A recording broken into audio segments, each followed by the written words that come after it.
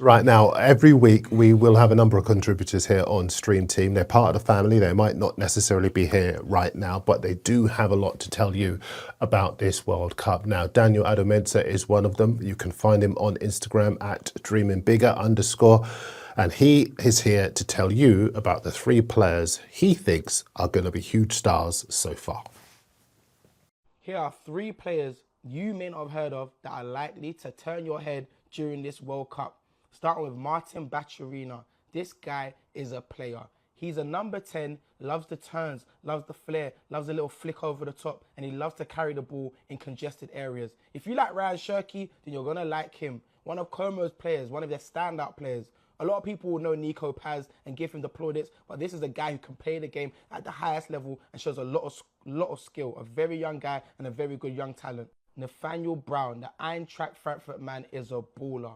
Or if you like, a jugador.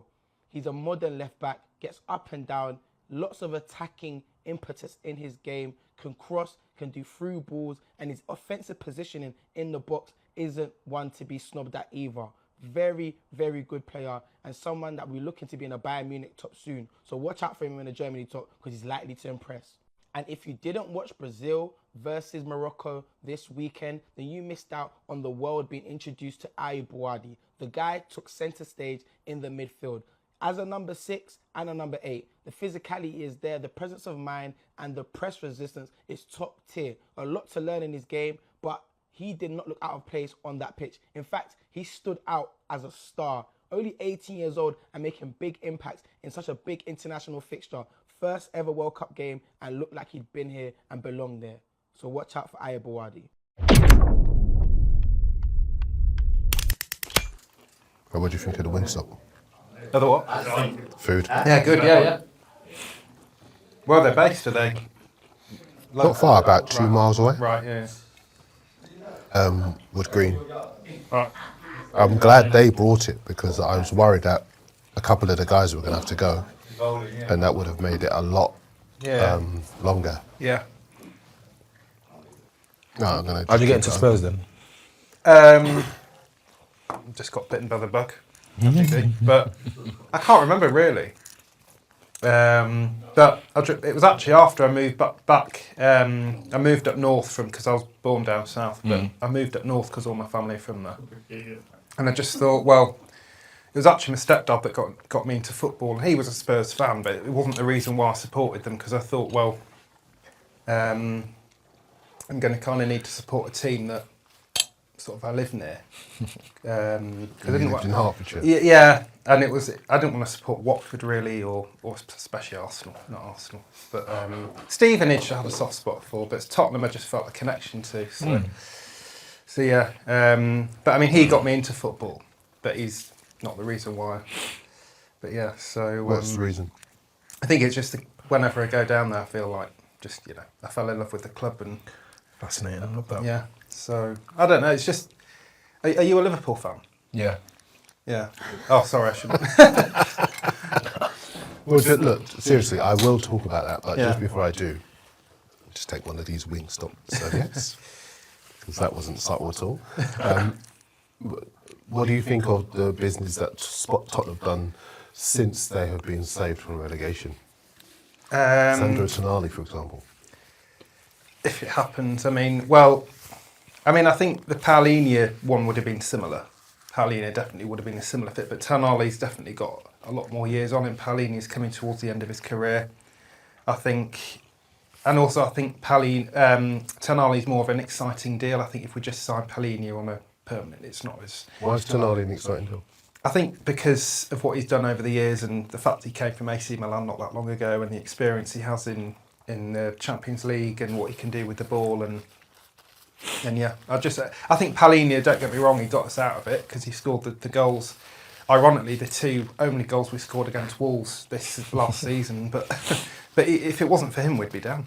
So, but I feel like that he's not going to progress us forward. I think he saved us, but he's not going to progress us. I think that's a big difference. I think Tonali's the one that will progress. I think Spurs have done pretty good business. Andy Robertson's a very good addition to their team. I'd have liked him to stay at Liverpool, but I think he gives them an experience and a bit of dressing room leadership that I think on the last show we had a conversation about. I think Spurs lack massively.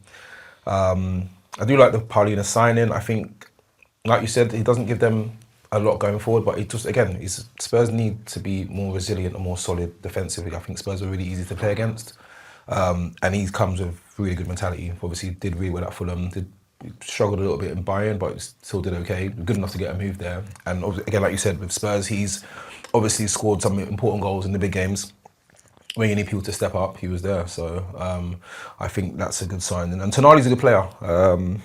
I don't know what that means for Archie Gray and Bergvall as it relates to their development, because I think they're really two very exciting players.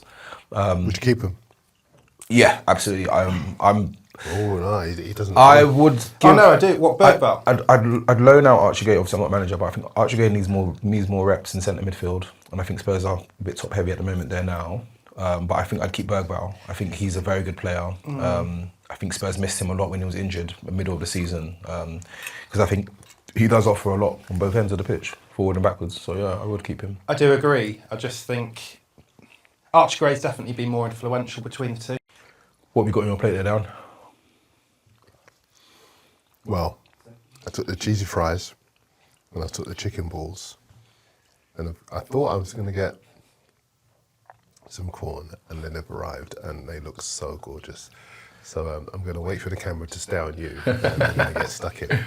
Nice one. What about yourself, Archie? I've got the chicken burger and I think the paprika fries or spice fries. They look nice kick to them. I'm not a huge one for spice, so I can't do much in terms of Nando's, but anything mild, yeah, but anything above that, no.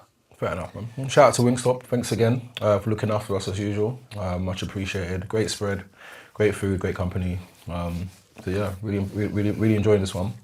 But yeah, I think the only thing that I was about to say was that as it relates to the World Cup in itself, pre-tournament, I was a bit concerned about how it would go, but I am quietly surprised at how it's been so far. We've had 16 games now. And yeah, I've actually been really impressed at the quality from not just the big teams, but the upcoming teams as well. So, how do you guys feel like it's sort of gone so far? Yeah, I think the upcoming teams or the underdogs make it. Morocco did it last time. I think one that's definitely surprised me, or two teams that have actually made it a better World Cup than I thought it would be are, I think one of them being Japan. Nobody expected them to be anywhere near the levels that they were that night against the Dutch. And then I think Sweden just blowing everybody away. I mean, obviously Gyökeres and Isak, you can't write them off, but I think some of the other departments, other teams, are better than them in. But and I know they play, all due respect, Tunisia, who obviously people would expect them to beat, but to win in that fashion 5-1, I just think worry other teams that could face them. I think there could be other underdogs, more underdogs than we're maybe used to seeing, which is a good thing. Because usually there's maybe only one that makes the knockouts where you think could be a dark horse, but I think we could see many this year that could really overtake the big boys and make it. It's going to be a Strikers World Cup. Not from Spain, because they don't really have an out and out, but I think I've not seen the flair from the wingers that I've seen over previous years. So I think the centre forwards will probably take the show. Sometimes it's the wingers or the creative midfielders that take the glory. But I think the strikers. I mean, obviously England have got one of the best in the business. So I definitely think, and Sweden play with two. So I think definitely. And you can't rule out Haaland. So. Well, we're going to get to that in a bit because I think Haaland probably is going to be my shout for the Golden Boot. I think he's just looking so good. But I think in terms of the World Cup so far, it has been pleasantly, surprisingly good in terms of the entertaining games that we've seen. I think it's wide open. And again, that's another subject we'll talk about a bit later. But I think it will be a Strikers World Cup. I think you will see some of these defences undone by guys whose movement is good and by teams who are able to supply those strikers with the ammunition to be able to score goals. Isak was outstanding the other night. Yeah. He looked like the player that Liverpool thought they'd bought And it was nothing. There's this misconception that Arne Slot was at fault for Isak not being where No, he should have been. absolutely not. And everyone forgets, well, everyone, not everyone, but some people forget that Isak went on strike at Liverpool to force the move. Sorry, Newcastle to force the move to Liverpool. He wasn't fit when he arrived. Yeah. Spent ages trying to get fit. Suffered an injury. He was out for a long time. Came back for a bit. Had another injury. He's had a horrible season. A horrible, horrible season. And it's all worked towards Sweden's favour, because obviously now he's fit for this World Cup. But I would imagine every time he scores goals, Arne Slot turns the television off because he thinks, I wish I had that. Yeah. Alexander Isak, you know? Yeah, I agree. I think they just complement each other as well. I mean, they are similar strikers, but different at the same time. Isak Gyökeres and Isak. Yeah, Isak. I think Isak's definitely more skillful. I heard people when he was at Newcastle compare him to Henry, just with the trickery on the He's ball. got a lot to do, I think, Yeah, before he gets... yeah. Not levels wise, but I think like attributes. I think definitely not in terms of like the legacy that Henry had, nowhere near. But yeah, I think definitely. I can see signs of him improving next season, but there was that goal. I think Gyökeres scored it, or it might have been vice versa. But one of them just kind of nudged it to the other one, and it sort of without that. It was classic 4-4-2, two up front. They link up, and it was just kind of good to see. So. Yeah, I mean, I think it's going to be... He's eating the Wingstop. He loves the Wingstop. I'm still eating the Wingstop, man. Can't get enough. Honestly, I think it is going to be a Strikers World Cup. I agree with that for sure. I think what we've seen so far, obviously we've seen Isak and Gyökeres, but even Chris Wood for New Zealand yesterday, he was incredible. And then you look at South Korea as well. They brought on a striker off the bench who scored a winning goal for them. I think where football is at the moment, I think the World Cup is a sort of tournament where it's very open, so there's going to be a lot of space in behind. And yeah, like you said, if there's good enough movement and there's good enough technical ability, you're going to get lots of goals. So I do think it is going to be a Strikers World Cup. My golden boot is different from yours. But I do think, yeah, like strikers are going to have a big part. All right, well, let's start with that one then. Who's going to win the golden boot? Mbappe.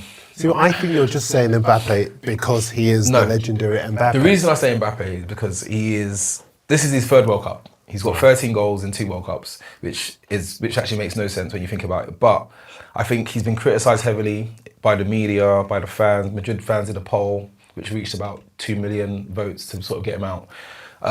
In a season where he's still scored over 30 goals in all competitions. I think Mbappe's got a point to prove. He was very close to winning the World Cup 4 years ago. And I think with all the hoo-ha around his name, and especially like now that in as much as he's the main man, he's got support from Elise, Dembele, Doué, Cherki, Barcola. It's just set up for him. If he plays in the centre forward role, which I think he will, he'll probably swap, or he'll probably like split the time with Marcus Thuram. But I think if in the centre forward role, he's gonna do bits. He's gonna silence a lot of people. I'm here for the get back. I think Vinny Jr. I just think it's a lot of people say that he's done it for Real Madrid a countless amount of times, but I think for Brazil, I think they're still waiting for him to make that next step in terms of contributing, in terms of big tournaments, and I think this could be his year.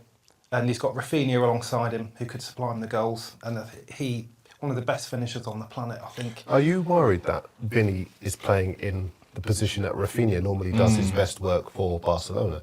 Rafinha doesn't look quite the same player on the right, yeah, rather than the left. Yeah, no, I agree, but I think Rafinha is. I think he's that good. He's able to adapt.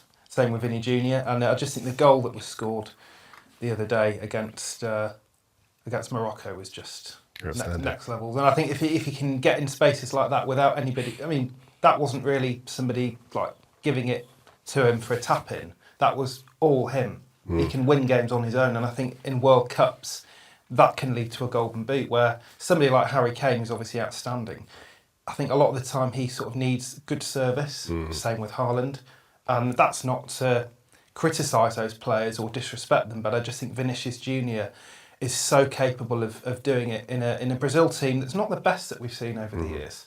But I think he's so capable of just taking this tournament by the scruff of the neck and taking it. I think That's just so true, isn't it? Yeah, The best Golden Boot, the players that tend to win the Golden Boot, they tend to make their own luck, Yeah. A, and B, they tend to be in groups where the teams aren't as defensively strong. So you can win a Golden Boot sometimes with most of your goals in the group stages. Yeah. And then you can pile up so many. Yeah. That's why I think Haaland is going to win it. yeah. I think Haaland's qualifying record is insane. Yeah. He has scored more goals on his own than 6 of the teams that qualified for the World Cup. That is just insane. That's insane. And Who have they got in the group then? they're in a tough group. They're in with France and Senegal, Yeah. and Jordan. But I still think that Haaland got enough goals in him. I was about to say Jordan should worry.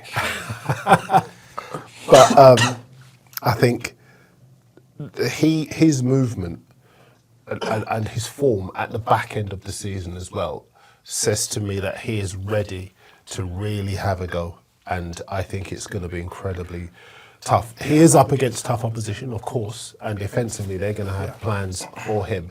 But the thing that is so good about him is that he is in a side with some outstanding players. Antonio Nusa, Yeah. he's only 21, good, fantastic winger.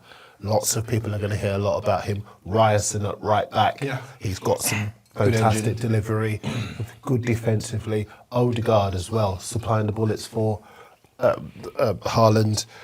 I think that, you know, he will either fill his boots or he will draw defenders out of position and allow other players to be able to get into those spaces where they can score goals.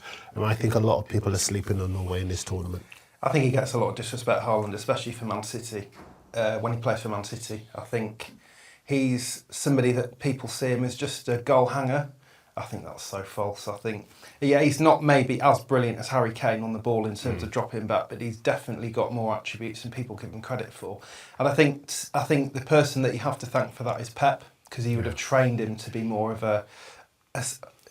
I mean, to associate the word selfless with Haaland is quite difficult because he is such a ruthless goal scorer, but I think that he has become a slightly more selfless, slightly more intelligent on the ball, making those decisions for his other teammates. I think his assists, correct me if I'm wrong, but I think his assist record is getting better, slightly, but I think it just shows little improvements here and there in terms of becoming a more complete centre forward. If someone gave Haaland the contract to take you out, you'd worry, wouldn't you? Because he'd find you. Yeah. Oh yeah. I think my only reservation with regards to Norway, and I guess that sort of segues into my next question. I think Norway will struggle with the heat, and I think pre-tournament, I guess watching their pre-tournament friendlies and in their training sessions, it looked like they were sort of struggling to deal with the intensity or the humidity rather, of the Americas. What do you guys make of the hydration breaks currently at the World Cup? Yeah, so I think just money That making. cringe says so much. Yeah. Isn't it? It's Go on, a go on. huge. I mean, we were talking about it earlier, weren't we, in the group room? Just huge opportunity for just America to make a fast buck. So, and other companies, TV companies. So yeah, I just want to see the football played. I'm not interested. I mean, obviously, if it's for player welfare, then so be it. Yeah, do you think any of the teams will benefit from it? Again, like I said, with regards to some of the European teams. I think Norway maybe. Yeah. I mean, what do you think, Darren? Do you think it's necessary? No, I don't. And I think in many of the stadiums that are air conditioned, you do not need a hydration break. They are ad breaks disguised as hydration breaks. Let's not kid ourselves. Yeah. And they're an opportunity for a nation that is used to ad breaks in their sport to get ad breaks in their sport. It will generate revenue. But as has been said, the soul of the game is being sold for a fistful of bucks, fistful of dollars. I think what I've seen in the games so far is quite interesting, because I've seen a number of games where the hydration break has stopped the momentum of teams. Yeah, Germany, Curacao. Exactly. Yeah, absolutely, exactly man. that. Definitely took them out. And I think that the timing of these breaks, as the tournament goes on, it's become more and more obvious that a team that's either under the cosh gets that respite from the hydration break and can reconfigure, and then suddenly they're a lot more defensively aware. Yeah. A team that is on the front foot, the hydration break stops their momentum, Yeah. And then suddenly they're not the same team afterwards, and the other team gets an opportunity to get back in the game. Definitely. And we're talking about this one welcome move to stop players going down so that coaches can coach from the sidelines. And then we're introducing those hydration breaks to allow coaches to coach from the sidelines. It makes no sense. So it's not going to change. It's something that we're going to have to get used to. What I do worry about longer term, because we see so many occasions where domestic leagues look at what happens in World Cups, major tournaments, and say, we could do that in our domestic league. I don't think it leaves, I hope it doesn't leave the World Cup. I hope it stays at the World Cup and it doesn't import itself to any of the domestic leagues around Europe. But you can never say never. Yeah, I agree. I think I'm just hoping it's not at future World Cups either, because to be in the domestic leagues, I think would be, I mean, obviously in England, you wouldn't necessarily need a hydration break. Has it stopped you enjoying the games? Yeah, I think we had one in the England friendlies, and I think that definitely slowed the game down. Not that I'm a huge fan of friendlies, but I just think the game. I mean, the tempo of the game is always going to be slow because you're playing, a game that not a lot of jeopardy in it. It doesn't really. There's not a lot at stake. But I just think that it's slowed it down even more, and it just felt that huge thing of just it's so unnecessary to have it that it almost sacrifices the enjoyment of the game for something that is just, as you say, a money grabbing exercise. I mean, it's an interesting one for me because I don't think it takes away from my enjoyment, but I do find it an unnecessary break in the game in itself. And I think maybe it's because I've spent a lot of time watching American sports anyway. I'm used to timeouts. So seeing it in football, in as much as it's different, it doesn't necessarily annoy me that it's stopping the game. I think my frustration is more for the teams that are playing who aren't used to it. And again, I use Curacao as an example.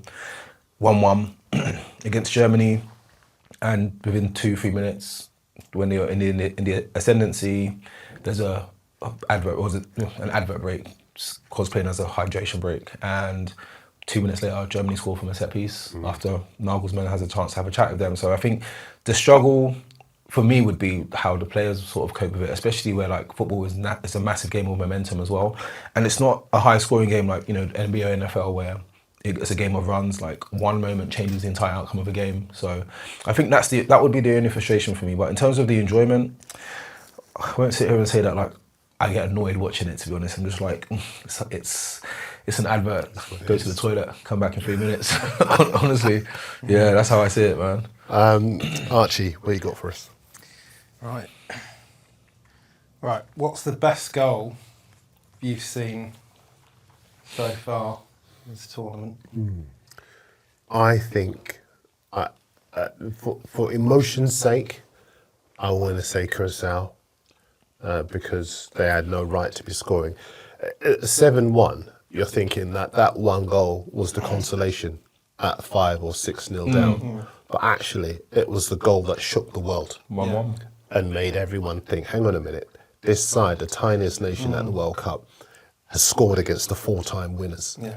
Could this be an upset? Yeah. And at that point, as you've been saying, they had Germany on the ropes. Yeah. They had a few people saying, hey, let me put my drink down and watch this game. Yeah. Because it looked like a serious game. And not only did they have Germany on the ropes, they were playing good stuff. Yeah. They were knocking the ball around so well. And so, in terms of the magnitude of the goal, I want to say Curacao. In terms of technical ability, the 1 or 2 goals, I liked Isak's goal, obviously. Yeah. Quality. And again, a reminder of the player that Liverpool have. But I think in terms of the emotional intensity of the goal, it's got to be Curacao. Yeah. What about you? I agree. I mean, the stadium went absolutely mental. But in terms of, the way I see a goal, for me, it's all about technical ability, the way it's scored, the way it hits the back of the net. You know that sound where it just goes, everything just, almost in slow motion. Cam gets knocked over. Yeah. Oh, yeah. And the goalkeeper's water bottle with the tactics on it on the side. Yeah. Yeah. Vinny Junior's for me. And it goes back to my point of winning tournaments on your own. That goal is just a huge example of that. he did all of it on his own. I mean, obviously the move was created by his teammates, but the majority of the move was done by himself. And to get back inside and whip it in like that is just not easy I mean, he makes it look easy, but yeah, you'll never see a Sunday League team doing that anytime soon, I don't think so. I think favourite goal of the tournament thus far, I might say favourite is Raul Jimenez. I think for what it meant for him, obviously he lost his dad recently, coming back from that brain injury to score his first World Cup goal at 35. We love those emotional stories. Yeah, don't we? man. Yeah, honestly, like I think that was a very touching and moving moment for Mexico, considering everything that is surrounding Mexico currently within the World Cup as well. So that would be my favourite goal, but I think the best goal that I've seen, technically, honestly, I might say best goal I've seen technically, Saibari, man, against Liverpool, against Alisson, against Brazil. Close enough. Yeah, Alisson is not Liverpool. yeah, I think I didn't expect him to. I think Alisson might have made it a bit easier for him, but I think that the idea to try and chip it, perfectly executed goal. So yeah, I think Just off the guts, I think, as well. Yeah, Sometimes that's that definitely up there. fearlessness in players' faces, just to, like 9 times out of 10, that would go wrong and it wouldn't go in. Yeah, but I went to a Spurs game a few years ago. I And knew we'd get Spurs yeah, into yeah. this Somehow. at some I point. went to watch Nottingham Forest versus Tottenham a couple of years ago, and I think it was Murillo, Forest defender, tried a chip from like nowhere near that position, but it was a similar sort of thing. Where is it going to go in? It didn't go in. That went horribly wrong for him, but that went right for Morocco. And you're right, just to have guts, to have fearlessness, it just makes the goal even better. Yeah. Love that. Just before we carry on, I want to talk about some of the quirks that we've seen at the World Cup so far, because I am in love with the Mexican duck. Well, I'm assuming he's Mexican because he's wearing the Mexican yeah, shirt. that was cool. But I just love him strolling through the streets wearing the Mexico kit. And everyone just clears the space as he walks through. And I love even more the fact that ESPN decided we've got to interview this duck. And so they actually got a crew and a presenter to stick a microphone under his nose. And please don't ask me what the duck said. I wouldn't expect a response from the duck. What about you? Any quirks, anything, any nuances that you've seen so far? Mine's, I wouldn't say it's left field, but I think the way in which a lot of the teams and players are showing their faith, I quite enjoy. I think I'm quite big on that anyway, and I think seeing how the Curacao players pre-game, post-game, during the game, praising their Lord and Savior Jesus Christ, and just seeing how it transcends throughout the different teams and in terms of like how they sort of see faith and how they're showing their faith. It's definitely one of my favourite things so far. Even Felix Mecha scored for Germany, did the celebration where he took the crown off his head, placed it at his feet. Just seeing footballers be more comfortable showing their faith and being comfortable showing their religion to the rest of the world. And I think to be able to do it on the biggest stage in a time that we live in now, it's been very impressive and I enjoy it quite a lot. I think a lot of what's behind that is their circumstances and the adversities that they've had to go through to get to this World Cup. For sure. Absolutely, yeah. No, of course. And again, Curacao being, I think this is their first time at the World Cup. And then you see Cape Verde yesterday as well, 40-year-old goalkeeper Rosario, who's gone through quite a lot of struggles. And even just losing his grandparents and the struggles that he's been through, giving all praise and glory to, his Lord and Saviour. It's just, it's nice. It's nice to know that some things are bigger than football. Absolutely. Absolutely. Totally agree. Yeah. Archie. I think, we've touched on it before, but I do think the hydration breaks are a quirk because we've never seen it before. But it's not just hydration break. I think it's the fact that they are trying to turn it into the NFL. Four quarters. And it's like, I mean, I've seen plenty of NFL games and quarters last a long time. Obviously, this is very different. But I think they are trying to Americanise it. And the fact it's in America is a quirk in itself also. I think it's a very different World Cup. We said the Qatar one was different, the Russia one was different. I think this is like we've never seen before for good and for bad reasons. So Who's going to sponsor it by the end of the I'm tournament? not sure. Yeah, I'll probably get T-Mobile. Yeah, Yeah. Yeah, I don't want to say it in case of copyright, but Yeah, but that's a good idea. Very good idea. All right, what you got for us? Right, right. So with Spain having a disappointing start, and a lot of the big teams having a disappointing start, getting a draw, getting a defeat, is this the most open World Cup that we've seen for years? Yeah, I think it is. I really do. I can't call. Well, now listen, we are recording this before watching France, Argentina, England, Portugal, some of the powerhouses of European and world football, and obviously Argentina's the defending champions, Senegal as well, the African champion, rightful African. They're rightful African champions. But from what I've seen so far, I think sometimes we do get carried away by big names, and I think the World Cup is proving to us that there is a difference between big names and a team. And some managers are brilliant at being able to get the sum of the parts working together, and some managers just have big names but aren't able to put it together. So when you look at Brazil, for example, lots of big names in that team, but they were awful, alarmingly so.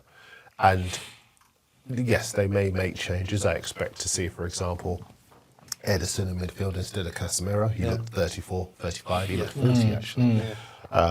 I expect to see Thiago on the bench and to maybe see far more legs Martinelli come in perhaps, but just a different configuration for their second game.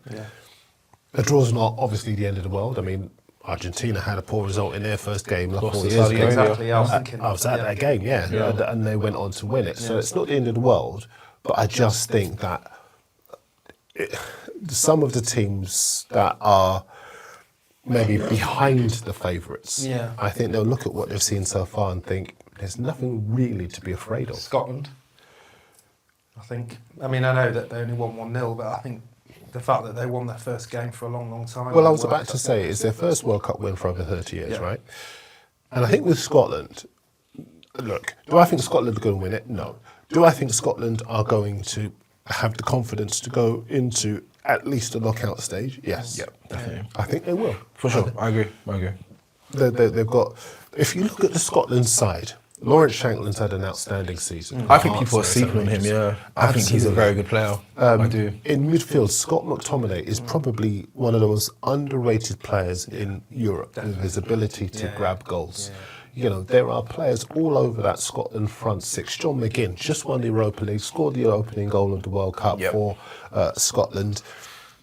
And isn't just a goal-getter, but he's a really intelligent player in terms of the way that he brings other people into the play. Yeah, he's a leader, I think. And he's a leader, and they have other leaders in there as well. Robertson is a leader. Tierney is a leader as well. I think that they are a side that will surprise one or two people. Like I say, I'm not going to be silly and say that they can win it or even get into the quarterfinals, but I think they can go further than they've been for a while. No, I would agree. And I think to touch on to answer your question, most open World Cup, I think it is very open. I mean, I've got France as favourites, and I think their attack. I just don't see a situation where all their attacking players have a poor game all at the same time. But stranger things have happened. Football isn't math. But I do think it's the most open World Cup that we've had in a while. What I think will happen is a lot of the teams who the smaller teams will shock a lot more teams than people realise. And I think the teams from Asia are way more prepared than I think we've given them credit for. And that's for a number of reasons. But I do think like there are going to be a lot more shocks at this World Cup than we expect. I do think, the winners will still come from the top 6 nations. But you don't think an African nation will win it? I mean, Morocco are 6th in the world, aren't they? Last 4. Yeah, I mean, I think if an African nation was going to win it, just based on their makeup and the previous African Cup of Nations, Morocco and Senegal would be my top 2. I was going to say, you do like Senegal. Yeah, I've got a lot of time in Senegal. I think they would be my top 2 African teams to win it. And I don't think that it's impossible. I think a lot of people sort of made fun of Morocco when Hakimi called them the Brazil of African football, but they showed on Saturday that they were better than Brazil. If they won that game, nobody could have said anything, and I think I'm more confident of them coming out of the group than Brazil. Because I think, like you said, Scotland will shock teams. Scotland aren't rubbish. No. I think Ancelotti's being who he is gives Brazil the edge, but I think Brazil's team isn't the best Brazil team we've had in a while. No. I do think where Rafinha is obviously playing on the right, like you said, he's got to go back onto the left, and they've got to figure out how to get Vinny maybe closer to the strike position, because I think Rafinha struggles to impact the game and is too good of a talent to just sort of be drifting in and out of games. So You made some predictions before the tournament began, didn't you? do you want to get them up on your phone? let's do it. Because we're going to do how it started, how it's going. Okay. Right? Yeah. And it's only, 3-4 days. We're recording this on the 5th day of the World Cup. Yeah. But I know I have to be honest and say that I tipped to win it, Spain. They've started badly. I tipped to get to the final from the other half of the draw, Brazil. They've started badly. I tipped to flop in the tournament, Germany. Yeah. Early days. I think it's early days of Germany. I've got France as my winners. Okay. Best player, I've got Michael Olise. I think he's going to be fantastic this year. Best player for France or best player for Best the player in tournament? the tournament, Michael Olise. Okay. I think, I mean, contingent on France winning, I think Michael Olise is the best player of the tournament. Top scorer, Kylian Mbappe. I can't write off my boy, honestly. Okay. Yeah. Best young player, so I've got Lamine Yamal. And I still think if he's healthy, he will be the best young player. He's the only player that is in the same bracket for best young player and player of the tournament. So I think he's going to drop into the best young player. He is quite electrifying, and there are I'm going to confess something here. I am more excited about seeing Lamine Yamal than I am about any other player at the World Cup. And maybe Haaland, very, very, very close second. But we have all, it's not just me, we've all seen Messi, Ronaldo. We know what they've done. They're past their best now. We love them, we admire them. But we're not now looking at them as the standard bearers. It's time for them to pass it on to somebody else. And you know. And I think what I really love about the type of player that Yamal is that when he comes on, you're almost nudging someone who hasn't seen him and saying, "Look, now you're going to see. Now you'll see what we're talking That's about." exactly how I felt yesterday watching him. As soon as he came on, I was like, okay, maybe Spain are going to win it now. Yeah. And it's interesting to see like how the ball just gravitates towards Lamine every single time. Like Spain have an attack. He came on with 20 minutes ago and he completed the most successful dribbles. And again, I think as it relates to your prediction, I wouldn't write Spain off yet. Obviously, Nico Williams and Lamine not being fit in the first week shouldn't eliminate them. And I think if they get into the latter stages, those boys they're a problem. So Well, if he gets them to the latter stages, he really will be a generational. He is anyway a generational talent for sure. And I think there are very, very, very few players who can get the world on the edge of their seats. Yep. It takes something very special that you can't teach that he has, and he has that ability right now. And I'm thinking to myself, if he does get that fitness as the games go on, they'll look at the group and still believe that they can win that group. Then I think that we're going to see something incredible. And by the end of the tournament, everyone's going to know his name. Definitely. But I think him and Haaland, they're the two players that I'm most looking forward to see. Go on. my breakout player, Ayoub Bouadi from Morocco, and I'm happy with that one. I knew to be fair, like I don't like to say I know ball, but like I knew like he would be good. And before the game started, I said like it's going to be a battle between Bouadi versus Casemiro and Bruno Guimaraes, and if he can sort of step up to that test, Morocco will do well. And he was unbelievable, and it's so funny because all of Sunday, every single think piece was about Bouadi. And yeah, he's a top player, you know. I think Liverpool are linked to him, and I'm praying that, you know, we maybe hopefully pick him up this summer. Who would you replace in the Liverpool team? Alexis McAllister. I think we'd put Bouadi as the deep line playmaker, push Gravenberch on with Szoboszlai in centre mid. But yeah, no, he's top. He's only 18, press resistant, controls the tempo, strong, good in the tackle. He looked like he's been playing at the World Cup for years, honestly. He looked so good.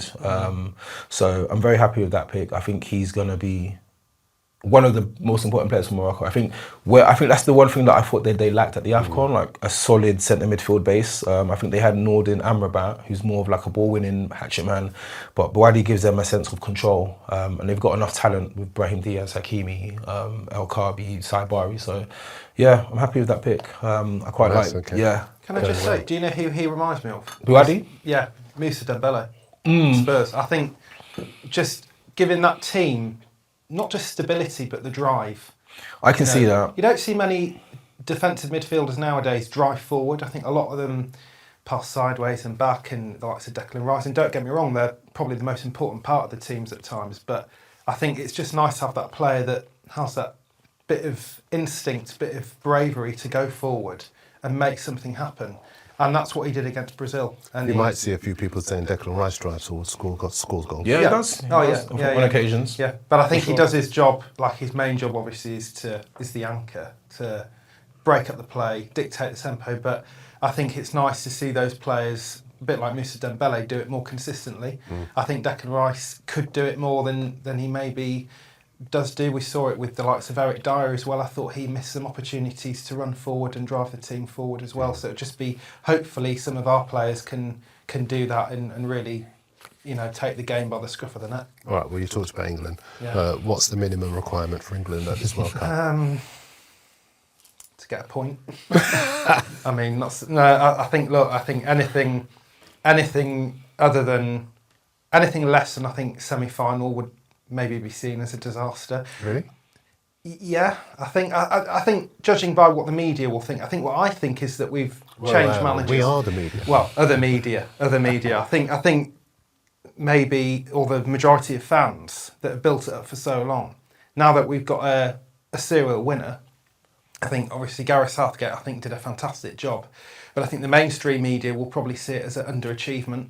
And you have to remember that we've changed managers. This is a culture shift. This isn't going to be happen overnight. He's had 2 years, but he's not been with the England team every day of those 2 years. So other people will see it one way. How do you see it? I think that for me, quarterfinals would be, or semis would be, a good achievement considering what we're seeing so far with everything, as we've mentioned before, so many surprises, so many shocks. I think to get to the semi-finals in a World Cup, which is very different, would be a good achievement. But I think the bare minimum, I'd say, would be finished in the knockouts. I think definitely, yeah. I think he has to win it. 100%, man. I think he has to win England it. are in win now mode. I think with Harry Kane, this is probably his last World Cup. You look at what is coming behind Harry Kane, and I don't think it's elite. Got a lot of respect for even Tony, Ollie Watkins. But I just don't think England have an elite centre forward. This is their time to capitalise on the best striker they've probably had in their history. Thomas Tuchel's got a good squad. He's a top manager. He's well established. I think where Gareth Southgate was given grace was he took over a really bad situation and made England better.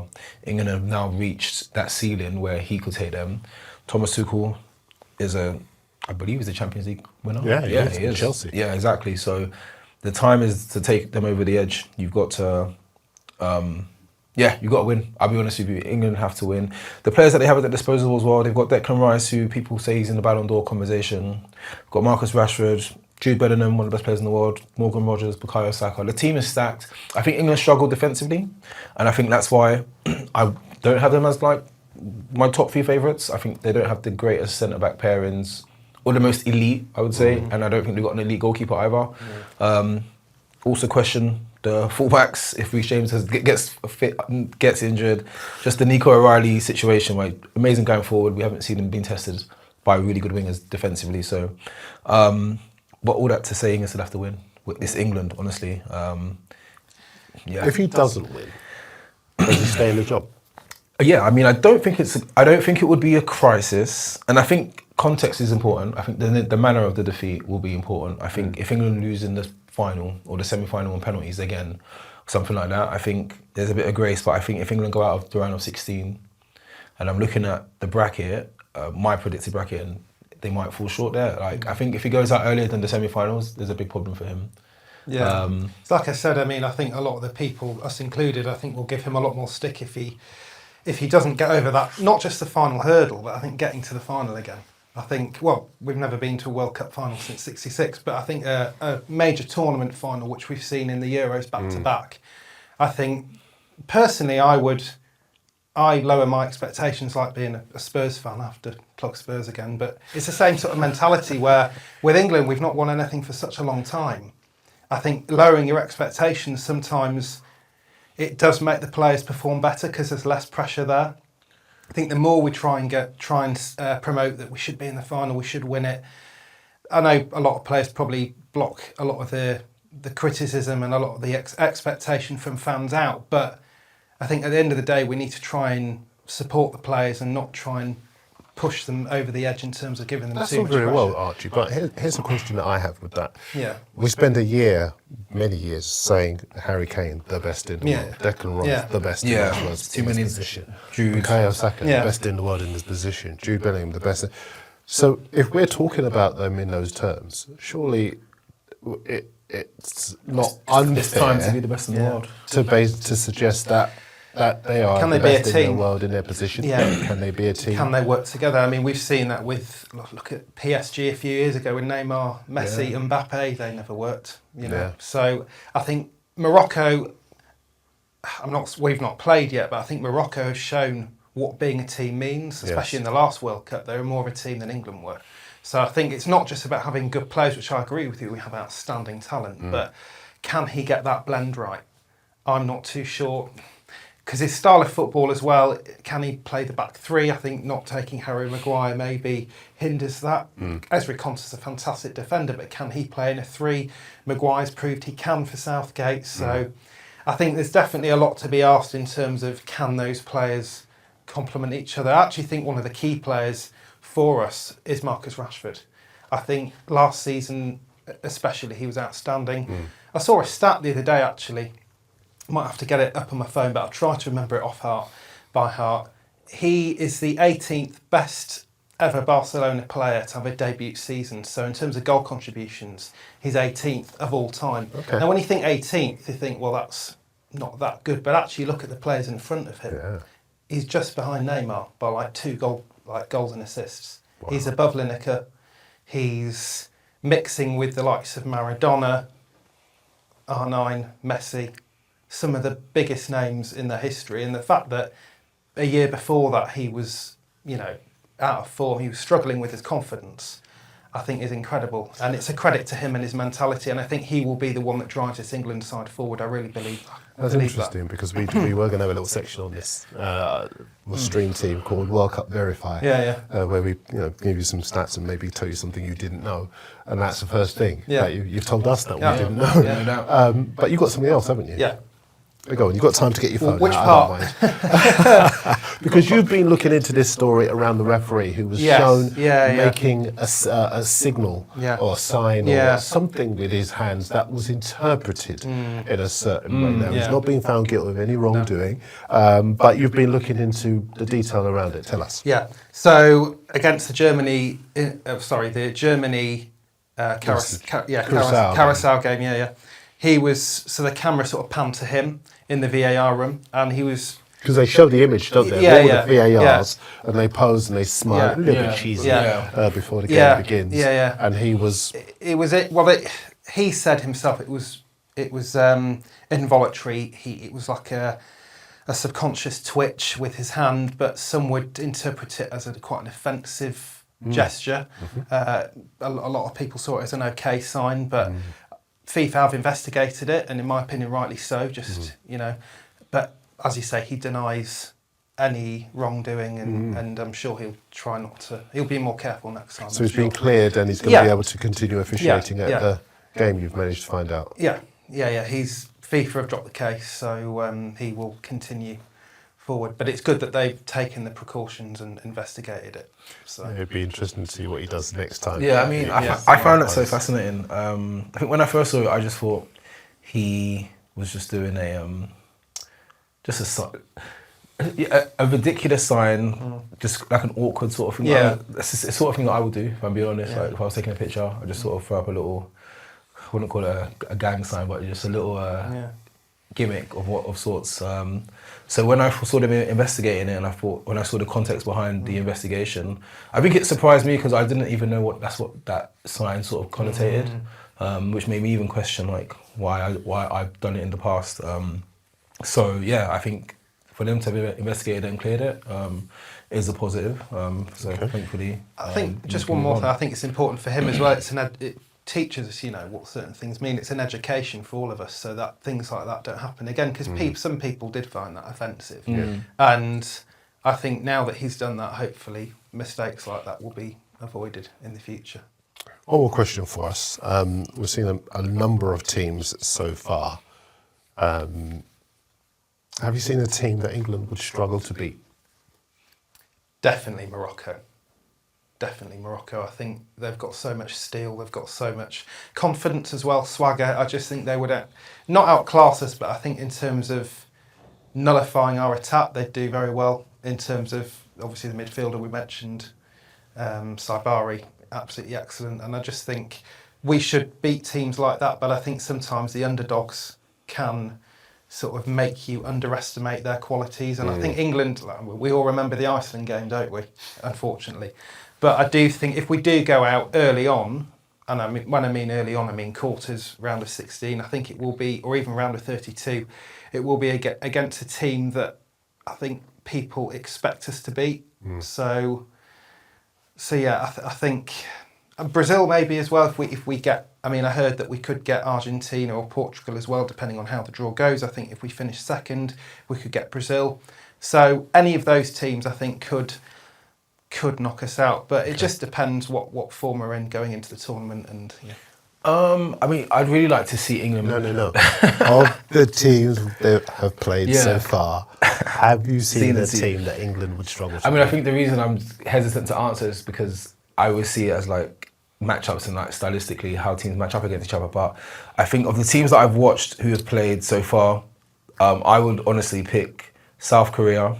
I know people might be surprised at that, but I think if South Korea play football the way they played game one against England, they will give a lot of teams problems because they move the ball. That ball is fluid. They play really good football. I think Morocco would be hard to break down, but I wouldn't necessarily be overly concerned about Morocco, only because I think Brazil aren't elite defensively, and neither are England, sort of thing. But I think England set up better, and I think England got a better midfield, in my opinion. So I'm just trying to think who else. Again, I really need to see England play first. Then I would know, genuinely, because I don't necessarily just look at it as an eye test. I think it's all about matchups and whatnot. So South Korea, definitely, I think England might struggle with. I would even say Japan, second half Japan, man. They're technically very good, aren't they? They're a very sound team, and I think it took them 45 minutes to get going, but as soon as Holland scored, Japan started playing football, and you can see that they've got quality in their team. So I think any team that wants to play progressive, forward-thinking football will give England. I'm going to ask our director if I've got time for one more question, if that's okay, because Andy's given me the thumbs up, so I'm going to ask you both this. I've got strong feelings on it, so I'll jump in with an answer as well. 4018 World Cup. Some people say actually it's too big. Where do you both stand? Best thing ever, honestly. I didn't even know, I'm going to be completely honest, teams like Curacao existed genuinely before the World Cup, and to be able to See, education. Yeah, to be able to know, one, where they are, and their population, their religion, their style of football has been something that I've enjoyed. Similar to teams like Cape Verde, I knew exactly who they were, but I didn't know exactly anything about their journey, their history. Learning about teams and seeing teams on the world stage have an opportunity to showcase themselves. Iran were brilliant yesterday, I thought. Qatar, we criticised them a lot for 2022 because we thought they might have bought the World Cup. They were brilliant against Austria, Switzerland, and they deserved their draw. So I think this World Cup just gives teams an opportunity to showcase themselves. It gives a lot of players an opportunity to put themselves in the shop window that you might not have seen before, and it also just gives their country something to be proud about, something to be happy about. Again, in this current climate and world that we're in right now, it just gives you something to hold on to and be proud about. And I think having 48 teams allows 48 countries an opportunity to do that. So Yeah, I definitely agree. I think it makes it more interesting. It gives us a new round, the round of 32. It makes it a little bit more complicated to get our heads around the draw process. I did do very in-depth research in that and researched it thoroughly of who we could face and how the sort of the third place system works. But I do think it makes it definitely more competitive as well. I think we will see, as we've kept on mentioning, more underdogs throughout the tournament. And the more teams that are in it, the extra teams that have been added on, they mostly will be underdogs. So I think it will make the underdog story bigger than it's ever been before. Do you know, I think you're absolutely right. I think that the 48-team World Cup really does give legitimacy to this competition as a World Cup. Definitely. The more teams that are in it, whether they are technically good or not, the more people around the world. This is a tournament with the ability to connect the world. And I think what we've seen from so much of the social media content, I love the Mexicans dancing to Gangnam Style with the Koreans, you know.